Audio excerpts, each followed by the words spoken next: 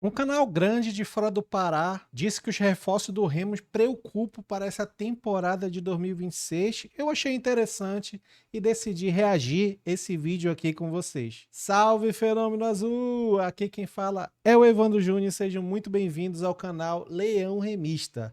Se você é novo nesse canal, não se esquece de se inscrever aí, curte e comenta, porque assim o YouTube entende que esse vídeo você está gostando e vai nos indicar para mais remistas aqui no YouTube. Dito isso, bora para a vinheta. Acabou! Chega de sofrimento, o Leão subiu! Você tá livre,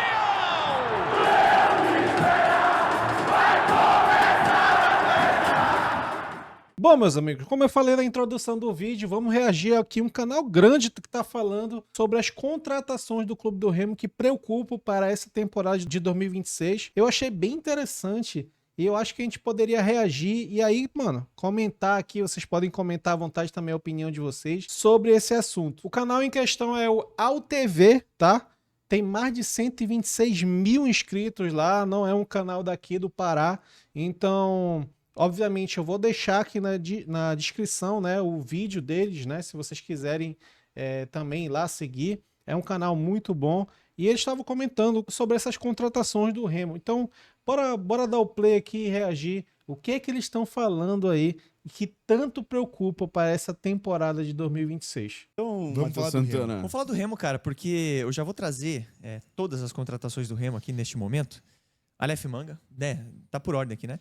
Aleph Manga, Zé Ricardo, Carlinhos, João Lucas, Iago Pikachu. Você tem o Patrick de Paula. Você tem a possibilidade muito forte do Patrick mesmo. Não sei se. O Patrick não foi anunciado ainda, O né? Choco Mas ainda não, né? o Choco ainda não. Tá bem encaminhado, né? A situação. Pior que o Patrick, que ele tá falando, daquele do Atlético Paranaense, realmente tá treinando, mas não foi anunciado. Pelo menos até esse vídeo não foi anunciado mesmo. Estranho. E de repente, cara, Tem o Léo Andrade também. tem o Léo Andrade também. Thalisson, você falou? Falou, né? O Thalisson não falei. Ah. O Thalisson também, boa lembrança. Tem até a possibilidade do Jajá. É que Veio tem do alguns rival, jogadores que não Thales. foram anunciados e Cara. o Jajá é uma situação diferente. O Jajá é... O Goiás pede uma compensação financeira. Parece que entre o Remo e o jogador Tá tudo existe até certo. um acordo, mas o Goiás, que é o detentor do jogador, precisa de alguma O compensação. Jajá seria uma contratação bem legal, tá? A torcida do Remo foi a primeira grande torcida que abraçou de fato nosso canal, né? Que, pô, trouxe números, assim, incríveis, de conhecer o nosso trabalho e simplesmente se inscrever de monte e tal. Mas, cara, eu vou falar um negócio, eu tô preocupado com o Remo, velho. Com a janela em Eu si, tô né? preocupado com a janela do Remo, cara. Eu também tô. Cara, E assim, Dalk, Ó. eu acho que muitos torcedores também estão, tá? Porque Com eu certeza. vi vários comentários. Com Lógico que tem certeza. aquele torcedor mais apaixonado, que Mais otimista. vamos apoiar e ser otimista e tal. Mas quando você faz uma análise mais fria, e tem muitos torcedores que fazem isso, os torcedores também estão até teve torcedor que comentou nos nossos vídeos, vocês falavam que o Remo não ia brigar por nada ano passado. E realmente, no começo do campeonato, a gente não falaria que o Remo ia brigar por algo. Assim como ninguém falaria no mundo que o Mirassol ia pra Libertadores no fase de grupos. Mas a questão é que quando começou a Série B, a gente nem tava fazendo programa de Série B. Então a gente não falou em nenhum momento. É verdade. Então. A gente não fez essa afirmação em nenhum momento. Exatamente. O torcedor às vezes pensa isso na cabeça, mas enfim. Só que dessa vez que a gente tá falando do Remo, eu tô preocupado com a janela. Porque, cara, Léo Andrade e Thalisson, me desculpa, nunca os dois tiveram aprovação de Série A. Sim. O Thalisson a gente pode... os dois a gente pode falar, porque nós somos de Curitiba e sabemos... Inclusive, a gente jogou esses dias com o irmão do Léo Andrade, né? Irmão do Léo Andrade. Ah, verdade. No, Verdade, no Hope, né? No Hope, isso. É. Enfim, o Thalisson é um jogador muito irregular, que tem muito potencial, mas muito instável. Como é que seria numa Série A? O Léo Andrade, eu faço análise, fazia tempo que não via jogar, porque sai, já tem um tempo do Coritiba e vai para mercados alternativos, Portugal, Grécia, e agora estava na Saiu em 2018. Coreia. do Coxa. Tava na Coreia. Evoluiu, tá? Fui assistir a análise esperando... Pô, me desconcentrou aqui. Desculpa. Fui assistir a análise esperando ser o jogador de 2018. Teve Sim. uma evolução grande, claro. Entendeu o nível de enfrentamento da segunda Coreia. divisão da Coreia. Completamente diferente. Mas foi bem. O time, inclusive, ficou em segundo colocado. A questão... Ó, rapidinho, a gente fez a análise também aqui desses dois, tá? Do canal, então se vocês ainda não viram, vão lá. Eu também concordo que, pô, foi uma boa contratação esse zagueiro pro Remo, mas depois vocês dão uma olhada com mais calma lá nesse vídeo do Léo Andrade. Carlinhos. Carlinhos nem no banco do Vitória tava ficando. Uhum. Iago Pikachu achei uma boa movimentação. Pra mim foi a única, e inclusive a gente fez aqui a análise junto, e foi um que eu achei que realmente fez sentido. Os Patricks O Patrick de Paula não faz sentido nenhum. são incógnitas. Aí que tá. São 2 jogadores que já desempenharam na carreira. O Patrick Choco, Will, eu acho que muito mais. O Patrick de Paula, a gente fez junto a análise dele, né? Cara, o Patrick de Paula começa bem no Botafogo ano passado, né? Se recuperando, vamos dizer assim, né? Ele tem até um espaço ali com o Paiva, a gente até No trouxe... estadual, né? Isso, no estadual, e depois até no começo do Brasileiro, onde falavam-se que o Botafogo já estava moldando o time para a chegada do Wendel. Que estava jogando com 3 Verdade, volantes. verdade. E aí, nesse momento, o Patrick de Paulo foi bem.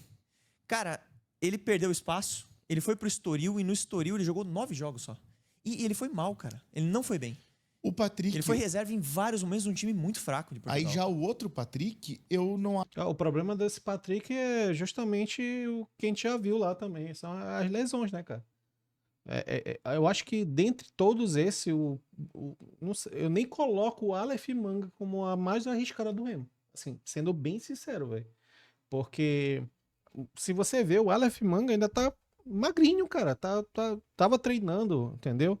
Mas o Patrick de Paula, na minha opinião, tá? Eu acho que foi a contratação mais que teve mais de risco do Remo.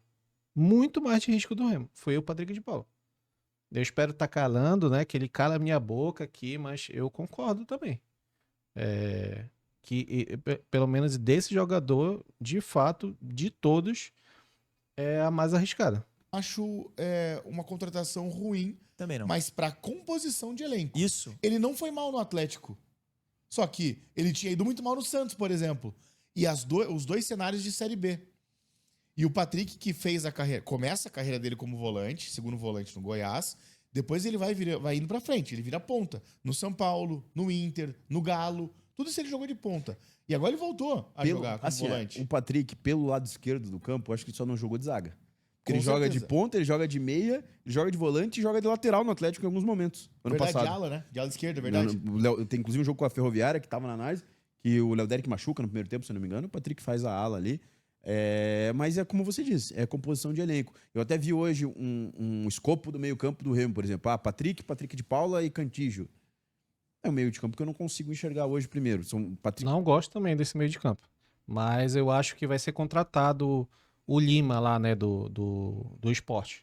Não gosto nem um pouco desse meio de campo também do Remo. Assim, para começar o Paraense, né, a gente vê o primeiro jogo da Série A contra o Vitória, ok, mas assim, nesse primeiro momento não me agrada também. Mas vão colocando também a opinião de vocês. Se agrada também vocês, se vocês concordam ou não, vão comentando aí. O Patrick de Paula são 2 jogadores até mais pesados. O Cantígio, questão física, ele não conseguiu desempenhar ano passado. O Patrick de Paula também não consegue fisicamente desempenhar há quanto tempo.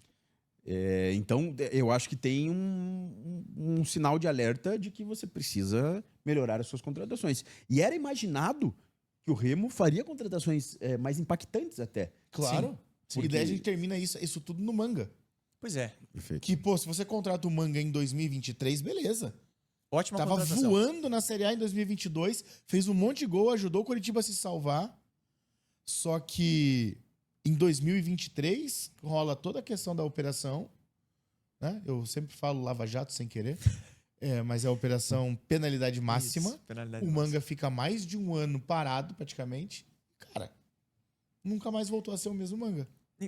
O problema disso tudo é que se fosse o Manga de 2022, com certeza ele não viria pro Remo.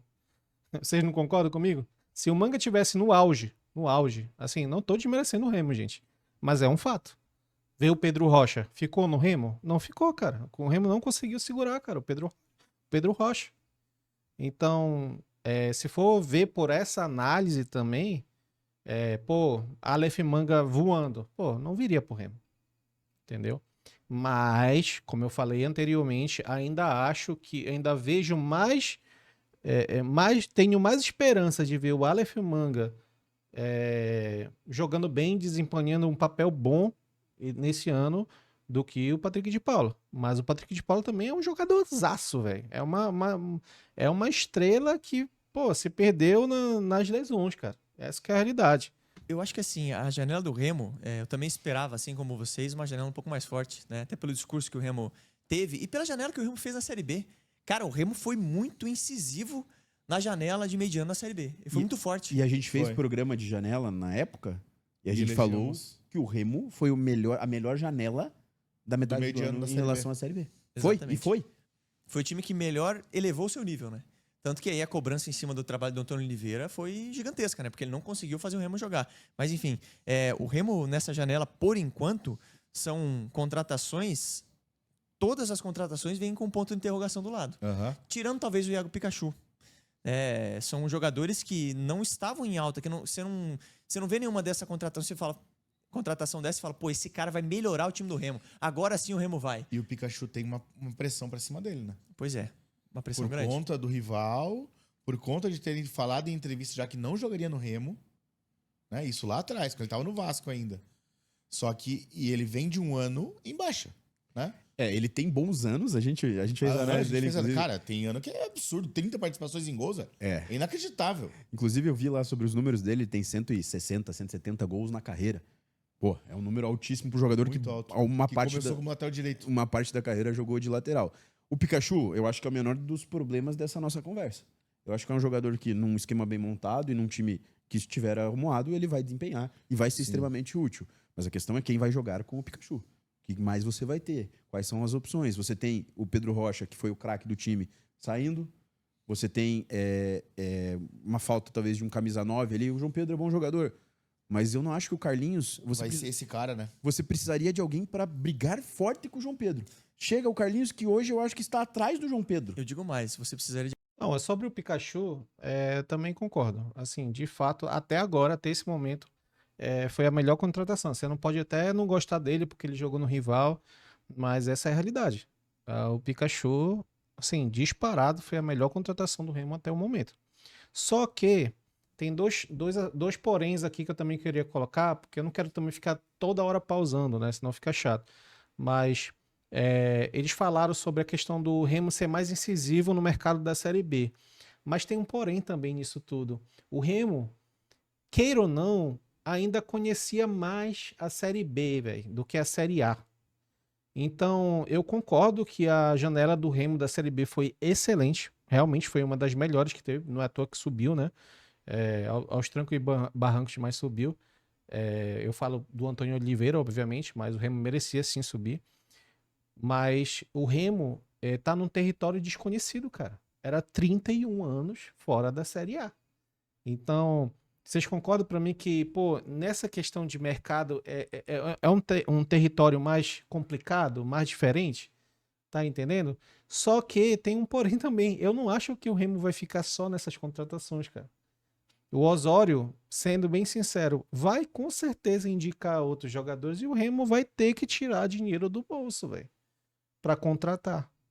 Eu me recuso a acreditar que o Remo vai, ficar só com essas contratações. Eu realmente não acho. Você concorda comigo? Discorda? Vai colocando aí. Bora continuar aqui. alguém melhor que o João Pedro. Sim. Porque o João Pedro é um jogador que a gente já imaginava que fosse ter um impacto legal na Série B, porque tecnicamente ele vai bem. Apesar dele vir de uma liga muito fraca. Mas imagino que para a Série A, cara, que o salto de qualidade da B para é grande, é impactante. Muito grande. Acabei de falar. Né? E o salto financeiro e também. tudo mais. Assim, eu não espero que o Remo vá fazer contratações de 30 milhões de euros, de 10 milhões de euros, mas imaginava que o Remo fosse ter um pouquinho mais de sei lá, de scout nas contratações, buscar coisas mais alternativas. O Jajá é uma contratação, por exemplo, que me agradaria. O Né? Carlinhos. Um destaque numa Série B. Os outros jogadores são jogadores que não deram certo em Série A, daí tem jogador de Série B, o próprio Aleph Manga, não deu certo. O Manga no Avaí. foi colocado para treinar em separado do Avaí, um Avaí que foi mal por conta de problemas financeiros na Série B do ano E passado. um Manga que foi vaiado em alguns momentos da Série B pela torcida do Avaí. Claro que isso não faz ninguém ser afastado, tá? É importante ressaltar isso. Algo aconteceu para ser afastado. E é engraçado que ele foi afastado com o Jair Ventura, o Jair saiu e ele continuou afastado com o Bergantin. Então, assim, não é algo que vem só do treinador, não, esse cara que não quer. E a questão do Manga, nós aqui de Curitiba sabemos que ele Eu trabalhei com o Manga. Pô. que ele é uma bomba relógio.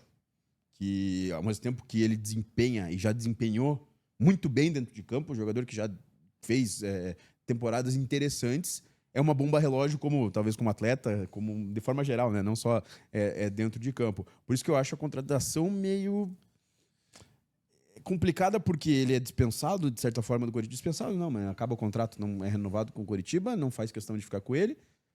O Avaí, que não vai bem, ele é colocado para treinar em separado e ele dá um salto para jogar no Remo na Série A. Pois é. Aí que tá o X da questão. Ele deu um salto na carreira. Ir jogar no Remo na Série A em 2026 foi um salto tremendo para ele nesse momento da carreira. Então, dentro de campo, ele já desempenhou, mas há um tempo atrás. Essa questão do Aleph Manga é realmente dizer que não é preocupante também, pô, eu vou estar sendo muito doido da cabeça. Mas tem um porém. O Aleph Manga, como ele mesmo sabe, ele sabe, todo mundo sabe, que essa é a última chance dele na Série A. Meu irmão, se ele não, treinar, como ele tava falando que ele tava treinando desde novembro, né? E dá pra ver, né, que ele tá bacana. Mas se ele não desempenhar dessa vez na Série A, né, não se motivar pelo menos pra isso, irmão, você vai pra B e, sei lá, pra C. Entendeu? Então, de fato, é preocupante, mas é a última chance. Vai pegar essa chance ou não? Aí depende do Aleph Manga. A questão vai conseguir recuperar? O Remo tem, por filosofia, até no último ano, tentado recuperar alguns jogadores. E com alguns jogadores deram O certo. próprio Pedro deu certo. O Pedro Rocha é um exemplo. O próprio Jorge, Pedro Rocha tinha jogado 7 jogos no Criciúma. que não termina... O Jorge, que não termina o ano como titular absoluto, é um jogador que consegue ter sequência de jogos. Você tem o Grego. Tem mais algum jogador no meio de campo, se eu não me engano, que foi conseguido. O Diego Hernandes. Diego Hernandes, que inclusive fica e é uma continuação legal no elenco, porque desempenhou muito bem na Série B. O Remo tem buscado fazer isso. A tentativa é de fazer isso com o Manga, de recuperar o bom futebol dele. Talvez possa conseguir, talvez. Mas é uma movimentação, eu acho, estranha. E pro jogador, ficou lindo. Pro jogador deu um salto absurdo nesse momento da carreira. E temos uma movimentação que nos gera dúvidas até no comando, né? Que o Osório, a gente não sabe como é que vai ser o trabalho dele. Ele estava no Tijuana, se eu não me engano, no futebol mexicano, né? E o trabalho dele foi bem ruim no Tijuana. O Osório é um cara de boas ideias. Desculpa, não sei se eu te cortei. Não, perfeito.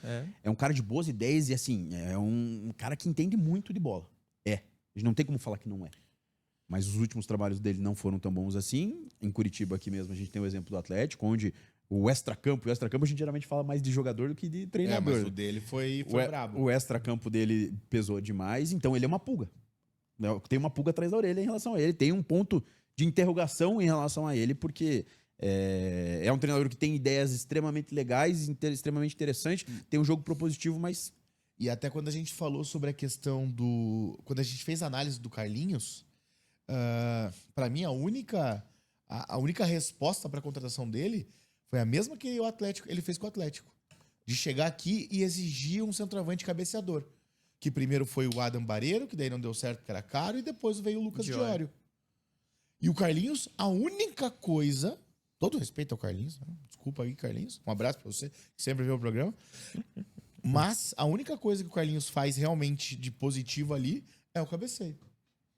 Ah, cara, mas eu vou falar pra você, assim, eu gostei da contratação do Osório. Ele pode não assim, ser o pior treinador, sei lá, também, mas pior treinador, aí eu fico pensando, vai ser pior do que o Antônio Oliveira? Pô, espero que não, né? Mas eu gostei, cara, eu gostei da contratação. Eu acho que dentro do mercado que o Remo tinha, eu sinceramente, acho que essa foi a melhor opção que o Remo tinha. Não... O Remo não ia contratar um treinador assim melhor, ou sei lá, ou mais caro. Assim, para esse momento não vai. O Remo, se der errado, o Remo vai ter chance melhor lá pro meio da temporada, eu acho, de contratar algum outro treinador melhor. Mas, assim, para essa temporada, para esse início de temporada, eu gostei da contratação do Osório. Porque ele ganha casquinha, ele ganha cabeça ofensiva, ele ganha de tudo. De qualquer jeito. É um cara de 1,95, né? Então... tem um pouco de mobilidade pra sair e tal, mas até que ponto, né, vai ser útil? Eu acho que ele vai começar como titular da temporada. Mas a questão é essa que a gente Acho fala. que sim. Entre Carlinhos e João Pedro, do que eu já vi, eu consigo achar o João Pedro melhor. Não, eu só tô pensando pelo que o Osório... Eu também. geralmente Não, pega. eu o concordo. Osório, e é um jogador que já jogou no Flamengo, Sim. daí entra no mérito do que o Mate fala. O João Pedro vem de uma liga alternativa, O Carlinhos jogou no Flamengo, estava no Vitória na Série A, apesar de ter jogado pouco. Ele chega com esse status hoje, das peças que tem, como titular. Mas eu hoje acho ele inferior ao João Pedro. Bom, eu também, eu concordo. O cara que fez os 2 gols que nos subiram, se eu não estiver defendendo ele aqui também, né? Então, assim, eu acho que o João Pedro, inclusive, deve começar na titularidade, deve ser o titular agora contra o Águia de Marabá. Tem que ser o titular. E tem que ser o titular no Paraense. Aí, se ele vai ser titular e merecer ser titular, digamos lá no campeonato paraense, vai depender dele e do Osório.